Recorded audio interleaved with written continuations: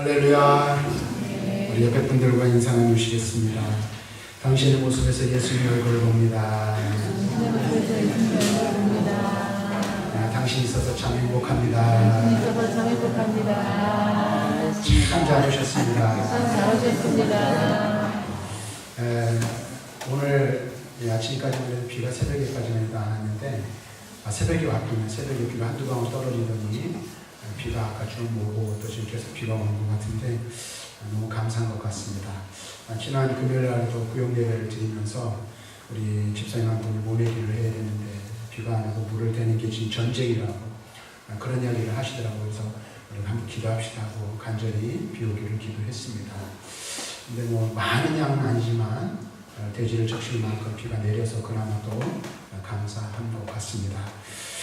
이 비가 내리는 것처럼 우리의 신령 가운데 또 우리 교회 가운데 또 여러분들 우리 모든 성도들의 가정 가운데 하나님의 은혜의 단계가 촉촉히 내려서 우리의 신령을 적시고 우리 가정을 적시고 우리 교회를 적시어서 우리 모든 공동체가 또 우리 개인이 하나님의 은혜를 누리고 그 은혜 안에 거하며 살아가는 그런 공동체, 그런 성도, 그런 신령이 되기를 주님의 이름으로 간절히 사모하며 축복합니다. 여러분들 이곳에서 기도 많이 하시길 바랍니다. 특별히 이제 오늘 우리는 그런 이 타이틀을 사실 제가 와서 처음으로 뺐는데 세상에서는 15일을 스승의 날, 이 일도 스승의 날도 요즘 이렇게 논란이 많이 일죠. 그래서 보니까 이 스승의 날 즈음에서 기사들을 보니까 어떤 유치원생들은 부모님들이 몰래 가방에다가 녹음기를 이렇게 장착을 해가지고 이렇게 유치원에 보내는 그런 부모들도 있고 또 오히려 교사들은 스승의 날이 더 괴롭고 힘든 그런 날이다 라고 세상에서는 이야기를 합니다. 그래서 어떤 사람들은 스승의 날이 아니라 스승이 주인공이 아닌 교육의 날로 바꿔야 된다는 이야기들도 하고 있습니다. 교회 안에서도 우리가 5월 셋째 주는 항상 스승의 주일로 우리가 지키는데 지난 여러 번 제가 말씀드리지만 그런 부분들이 있어서 우리가 어떻게 이것을 앞으로 우리가 지켜나가야 할까에 대한 고민을 목사님들 가지고 있습니다. 사실 그래서 오늘도 한 주간 동안 말씀을 준비하면서 또 그 전부터 5월 셋째 주 우리가 주일 말씀을 무엇으로 전해야 할까 하는 그런 고민을 사실 많이 하면서 오늘 본문의 말씀을 택하고 이 말씀을 전하려고 합니다. 스승의 주일이어서 사실 이 말씀을 전하기보다 우리 모두가 예수 그리스도를 믿는 그리스도의 제자로서 과연 선생 되신 예수 그리스도를 본받아 우리가 어떻게 신앙생활을 하고 어떻게 삶을 살아야 할 것인가, 또 교회 안에서 우리가 함께 성도되고 형제되고 자매된 자들로서 과연 우리가 어떻게 믿음의 삶을 살고 성도의 교제를 나누며 살아가야 할 것인가에 관한 부분들을 이 말씀을 통해서 함께 좀 교훈을 받고 나누며 우리가 살아가야 할 삶의 방향이 어떠한지 그 방향을 바로 잡는 그런 말씀이 되었으면 좋겠다 하는 생각이 이 말씀을 전하려고 합니다. 사실 저와 여러분들은 예수 그리스도를 믿는 그리스도인들입니다. 그리고 예수 그리스도를 구주로 영접하고 또 그리스도로 말미암아 구원함을 얻었기 때문에 오늘 이 자리에 나와서 저와 여러분들이 살아계신 하나님, 지금도 역사하시는 하나님을 예배하는 줄로 믿습니다. 오늘 우리가 이 사실을 분명히 우리가 짚고 넘어가야 될 부분들이죠. 만일 우리가 예수 그리스도를 구주로 받고 우리가 그 예수 그리스도를 말미암아 구속함을 받았다면 우리는 하나님의 백성이 되고 저는 하나님의 자녀가 된 줄로 믿습니다. 아멘. 자, 그런데 우리가 예수를 믿어 구원받으면 하나님의 거룩한 백성이 되고 자녀가 되는 것뿐만 아니라 또 한 가지 우리들에게 따라오는 신분적인 변화가 있다는 사실을 우리는 알아야 합니다. 그것이 무엇일까요? 바로 우리 모두는 예수 그리스도의 제자라는 사실입니다. 우리가 예수 그리스도로 말미암아 구원함을 받는다면 그 즉시로 우리는 제자가 된다는 것입니다. 제자는 무엇입니까? 선생님이 가르쳐 주시는 대로 배우고 따르는 것, 그것이 바로 제자됨의 본분이라고 말할 수 있습니다. 그러므로 우리는 예수 그리스도의 제자로서 그리스도 예수의 가르침을 받을 뿐만 아니라 그분께서 우리에게 말씀하시고 명령하시는 대로 가르치시는 대로 우리는 그분이 가르치는 그 가르침 그대로 명령하시는 그 명령 그대로 우리는 따라 살아가야 할 사명과 책임이 있는 줄로 믿습니다. 자, 우리가 성경을 보면, 특별히 복음서를 보면 예수 그리스도의 제자가 어떻게 살아야 하는지 예수님의 가르침을 통해서 수없이 많은 것들을 이야기해주고 이런 것을 배울 수가 있습니다. 그래서 제자들에 관한 이 책이나 글을 보면 굉장히 두꺼운 책들을 우리가 볼 수 있고, 또 이 다양한 이 그리스도의 제자들에 대한 여러 가지 많은 것들을 우리가 배울 수 있습니다. 자, 그런데 오늘 우리가 그런 의미에서 함께 읽은 이 본문의 말씀, 우리가 다 읽진 않았습니다만은 이 요한복음 13장에서 예수님께서 보여주신 한 가지 행동을 통해서 우리들이 아주 중요한 교훈들을 해주고 있음을 우리가 발견하게 되는 것입니다. 그리스도 제자로서 또 예수 그리스도를 선생으로 또는 주로 모신 자들이 어떻게 세상 속에서 살아가야 할 것인지에 대한 이 삶의 방향을 우리들에게 분명히 가르쳐주고 있음을 오늘 말씀에서 우리는 보게 되는 것입니다. 그래서 저와 여러분들이 예수를 믿는다면 이 말씀을 우리의 마음에 새겨야 하고 우리의 삶을 통해서 실천하는 삶의 모습, 삶의 자리에까지 나아가야 할 줄로 믿습니다. 사실 오늘 본문의 말씀은 우리가 잘 아는 말씀이죠. 예수님께서 저녁을 잡수시던 자리에서 일어나셔서 종의 모습으로 수건을 가지고 허리에 두르사 제자들의 발을 씻어 주셨습니다. 그리고 제자들의 발을 씻어 주신 이후에 오늘 그 발 씻겨줌의 의미를, 영적인 의미가 무엇인지를 그의 제자들에게 일깨워 주고자 교훈해 주고 있는 말씀이 오늘 본문의 말씀입니다. 그래서 오늘 우리가 읽은 13절부터 15절 말씀에 교훈하고 있는 강조점은 내가 주와 선생이 되어 너에게 이렇게 행했으니 너희도 내가 보여준 그 본을 따라 그대로 행하라 라고 말씀해 주고 있는 것입니다. 다시 말하면 예수님께서 왜 제자들의 발을 씻어 주셨는지, 무엇 때문에 그들의 발을 씻기시고 그 발 씻겨줌을 통해서 제자들이 무엇을 배우기를 원하셨는지, 또 그들이 어떻게 살아가기를 원하셨는지를 오늘 교훈해 주고 있다라는 것입니다. 더 나아가서 주님이 오늘 주님 되신 그분께서 종으로서 종이 되어 섬기는 모범을 보이셨는데 그 일로 인해서 제자들은 예수를 본받아 더욱더 종된 삶을 사는 자리에 나아가 서로의 발을 씻기는 곳, 서로가 서로를 섬기는 실천의 삶을 살아야 하는 것이 마땅하다라고 가르치고 있는 것입니다. 한마디로 말하면, 결론부터 말씀드리면 예수님이 섬김의 종이 되신 것처럼 그를 따르는 그의 제자들 또한 섬김의 종이 되어야 한다라고 가르쳐주고 있으시다라는 것입니다. 오늘 우리도 마찬가지이죠. 우리가 예수 그리스도를 구주로 받고 그로 말미암아 우리가 구속함을 받아 하나님의 자녀가 되고 백성이 되며 제자가 되었다면 우리 또한 예수님께서 그의 12 제자들에게 행하신 그 일, 그 교훈을 따라 우리도 그와 같은 삶을 살아야 한다라는 것을 오늘 본문은 우리들에게 가르쳐주고 있는 것입니다. 그래서 오늘 우리가 함께 읽은 이 13절부터 15절 말씀은 하나하나 떼어서 생각할 수 있는 그런 말씀이 아닙니다. 문법적으로 볼 때에도 13절부터 15절은 하나로 묶어서 보아야 할 그런 말씀입니다. 자, 예수님이 제자들에게 자신을 가리켜 말합니다.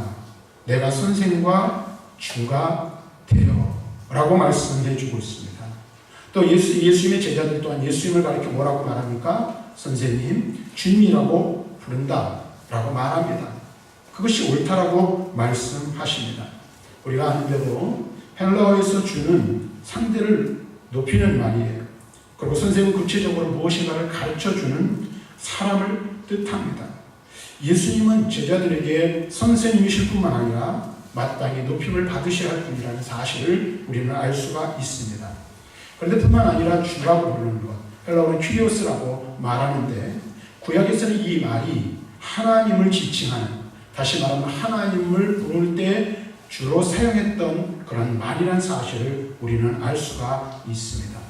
다시 말하면 초기 교회에서 예수 그리스도를 가리켜 주라고 말하는 것은 유대인들이 하나님을 주라고 부르는 것과 마찬가지의 의미였음을 알 수가 있습니다. 저와 여러분들도 마찬가지죠. 우리가 주여 주여 하지 않습니까? 주님이라고 우리가 이야기를 하는데 그것은 단순하게 그냥 주님, 나의 주인이라고 말하는 것 의미 이상의 의미가 있다는 것을 알아야 합니다. 우리가 예수 그리스도를 가리켜 주 예수 그리스도라고 말하는 것은 나의 하나님이시고 나의 구원자이시다라는 신앙 고백이 그 안에 담겨져 있다는 사실을 우리는 분명히 알아야 합니다. 그래서 예수 그리스도를 가리켜 주님이라고 말하고 선생님이라고 말하는 것은 그냥 단순하게 그분을 부르는 어떤 호칭의 의미만 있는 것이 아니라 신앙 고백의 행위가 그 안에 담겨져 있다는 사실을 분명히 깨달아야 하는 것입니다. 우리도 예수 그리스도를 주라고 부릅니다. 주님이라고 부릅니다. 또 주는 주 또는 주님으로 부른다는 것은 바로 우리 예수님이 우리의 하나님이시고 우리의 삶의 주인이라는 것을 고백하는 것입니다. 그런데 저는 여기서 또 한 가지 우리가 생각해 볼 필요가 있다라는 것을 우리가 말씀을 드리고 싶습니다. 이 말씀의 의미를 생각해 보기 전에 저 여러분들이 주여 주여 혹은 주님 주님 하는데 과연 정말로 우리가 주님을 부르는 그 부름이 말로만 부르는 것은 아닌지 우리 자신을 살펴볼 필요가 있음을 깨닫게 되는 것입니다. 이미 예수님께서도 말씀하셨죠. 마태복음 7장 21절에서 이렇게 말씀하십니다. 나더러 주여 주여 하는 자마다 다 천국에 들어갈 것이 아니요 다만 하늘에 계신 내 아버지의 뜻대로 행하는 자라야 들어가리라. 오늘날 주님을 예수 그리스도를 가르쳐 주여 주여라고 하는 이들이 많이 있지만 그것이 진정한 의미의 신앙 고백이 아니라면 아무 의미도 소용도 없다라는 사실을 우리는 분명히 깨달아야 하는 것이죠. 어떤 데는 습관적으로 우리가 주여 하잖아요. 갑자기 누가 놀랜다든지 어떤 이 급한 일이 생기면 주님 찾고 하나님 찾잖아요. 그런데 그것이 습관에 의한 것, 아무 의미 없는 부르짖음이라면 과연 그것이 무슨 의미가 있고 무슨 소용이 있겠냐라는 것입니다. 그것은 우리의 구원과 관계없을 수 있음을 예수님께서 분명하게 우리들에게 가르쳐 주시고 있습니다. 어쨌든 우리가 예수 그리스도를 가르쳐 주님 혹은 선생님이라고 우리가 부르는데 오늘 우리가 주님이라고 말하는 그 안에는 신앙 고백적 의미로서 예수 그리스도는 우리의 하나님이시오 우리의 구원자라는 고백이 그 안에 담겨져 있음을 우리는 분명히 알아야 한다는 것입니다. 자, 그런데 어쨌든 이제 이 예수님께서 선생님이 되시고 주님이 되신 그분께서 어떻게 하셨어요? 친히 허리에 수건을 들으시고 당신의 제자들의 발을 씻어 주신 것입니다. 우리가 잘 알고 있는 대로 유대사회에서 누군가의 발을 씻기는 것은 노예가 주인을 위하여 한 일이었습니다. 게다가 특별히 예수님 당시의 유대사회에서는 이방인 노예만이 그 일을 하였다고 합니다. 한마디로 이것이 누가 종이냐 어느 이런 걸 떠나서 누군가의 발을 씻기는 행위는 낮은 자가 높은 자에게 행하는 일이었다는 사실을 우리는 너무나도 잘 알 수 있습니다. 그런데 누가 지금 그 일을 행하고 계신 겁니까? 주님이시고 선생님이신 예수님 자신이 주와 선생으로서 그 제자들의 발을 씻기는 것을 지금 상기시켜주고 있음을 보게 되는 것입니다. 그리고 제자들의 발을 자신이 씻기신 그 일을 통해 그 발 씻기신 이유가 바로 본을 보여주시기 위해서 그렇게 하였다라고 말씀하고 있는 것입니다. 그러면서 말씀하십니다. 주 되시고 선생된 내가 너희들의 발을 씻겼으니 이제 너희도 서로 발을 씻기는 것이 마땅하다라고 제자들에게 말씀하고 계신다라는 것입니다. 이 말씀을 다르게 바꾸어 표현하면 이겁니다. 하나님이 우리를 사랑하신 것 같이 하나님이 죄인된 너희를 사랑하였으니 하나님의 사랑을 받은 너희도 서로 사랑하는 것이 마땅하다라고 말씀해 주는 것과 일치하다라고 말할 수 있는 것입니다. 하나님의 사랑을 받을 수 없는 자, 제 사랑을 받을 수 없는 자, 용서함을 얻을 수 없는 그 사람이 하나님의 사랑을 받고 하나님의 용서를 받고 제 사랑을 받아 하나님의 거룩한 백성이 되었으니 이제 하나님께서 행하신 그 모습 그대로 그렇게 살아야 한다고 말씀해 주고 있다는 것입니다. 그래서 요한일서 4장 11절 말씀에 보면 이렇게 말합니다. 사랑하는 자들아, 하나님이 이같이 우리를 사랑하셨은즉 우리도 서로 사랑하는 것이 마땅하도다. 주와 선생 되신 예수 그리스도께서 자신의 제자들의 발을 씻겨 주신 것 같이 그렇게 씻겼으니 너희도 이제 서로 그렇게 하라고 말씀하시는 것처럼 너희가 하나님의 사랑을 받은 자라면 너희도 서로 사랑하는 것이 마땅하다고 말씀해 주고 있는 것입니다. 예수님은 자신이 제자들에게 섬김의 행위를 보여주셨으니 이제 그들이 자신에게 서로에게 그렇게 행해야 한다고 말씀하고 있는 거예요. 다시 말하면 내가 너희를 섬겼으니까 이제 너희는 나를 섬겨야지, 나에게 그렇게 해야지, 이렇게 말씀하시는 게 아니에요. 내가 너희를 섬긴 것처럼 나를 섬겨라가 아니라 뭐라고 말씀하세요? 너희가 서로 그렇게 하라고 말씀해 주고 있다라는 것입니다. 이것은 하나님의 사랑을 받은 자들이 그 사랑을 다른 사람에게 나타내야 한다는 말씀과 정확하게 일치하고 있는 말씀임을 우리는 알아야 하는 것입니다. 사랑하는 성도 여러분, 우리는 하나님의 놀라운 사랑을 받은 자들입니다. 그 사랑 때문에 우리는 제사 안에 은총을 얻었으며 하나님 자녀 되었고 천국의 소망을 갖게 되었습니다. 영죽을 죄인이 영벌을 받아 마땅한 자들은 우리가 하나님의 사랑을 힘입어서 영원한 영생을 소망하게 되었고 하나님 나라를 바라보며 천성을 향하여 나아갈 수 있게 되었다라는 것입니다. 그렇다면 그 소망을 가지고 그 은혜를 입은 인체 우리가 살아가는 자들이라면 어떻게 해요? 우리가 우리의 죄를 사함받은 것처럼 우리도 서로의 죄를 사하여주고 우리도 우리의 이웃, 우리의 형제와 자매들에게 그렇게 할 수 있어야 한다고 말씀해주고 있는 것입니다. 사랑하는 성도 여러분, 예수는 우리의 구주이십니다. 우리의 주님이십니다. 그리고 우리는 그분의 제자인 줄로 믿습니다. 예수님이 제자들의 발을 씻기신 것은 제자들이 따라하도록 오늘 보여주신 것이라고 오늘 말씀을 통해서 우리들에게 말씀하여 주고 있습니다. 여기서 본을 보이다 하는 이 말은 오늘날 말하면 복사하다, 본보기를 보이다 라고 말하는 거예요. 여러분 요새 복사가 얼마나 복사기가 좋은지 모르죠. 저희 교회 복사기도 벌써 구입한 지 4년 정도가 됐는데 어떤 노인분이 이 칼라 복사기를 가지고 복사를 해가지고 돈을 쓰다가 걸렸대지 않습니까? 얼핏 보면 진짜인지 가짜인지 모르는. 복사기는 어떤 역할에 원본과 똑같은 것을 만들어내는 겁니다. 우리 예수님께서 본을 보이셨다라는 것은 뭐예요? 예수님처럼 똑같이 하도록 우리에게 뭘 보여주시는 거예요? 실물을 보여주시는 거예요. 내가 이렇게 행한 것을 실제로 그분께서 몸소 본을 보여주셨다고 말씀한 거예요. 본보기를 보여주시는 거죠. 제자들은 그래서 어떻게 선생 행동을 그대로 따라 해야 할 것을 말씀하고 있습니다. 예수님께서는 선생님이시고 주님이신데 제자들의 발을 씻기심으로 종의 섬김을 보이신 것처럼 제자들 역시 섬김의 삶을 살 것을 행동으로 본을 보여주셨다라고 말씀하고 있어요. 예수님의 오신 자체가 섬김의 삶이었음을 우리는 알 수가 있죠. 그래서 바울은 빌립보서 2장 5절에 뭐라고 말합니까? 너희 안에 이 마음을 품으라.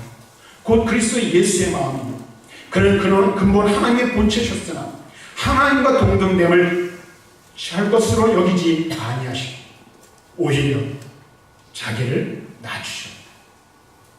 사람의 모양으로 오셨다. 십자가에 죽기까지 하나님의 뜻에 복종하셨다라고 말씀해주고 있습니다.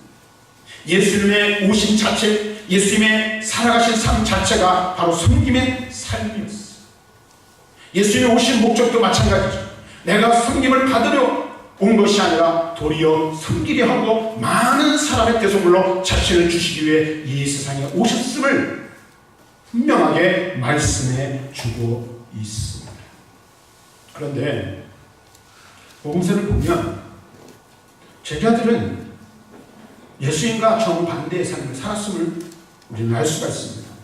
마태복음 20장에 보면 여리고를 가는 길에서 제자들은 누가 높은가 자리 싸움을 하였고, 또 오늘 그들은 서로 높은 자리를 차지하기 위해서 애쓰는 모습을 누가 크냐면서 누가복음 22장에 또 다투는 것을 보여주고 있습니다. 이 모습을 보면서 우리는 그런 생각을 해봅니다.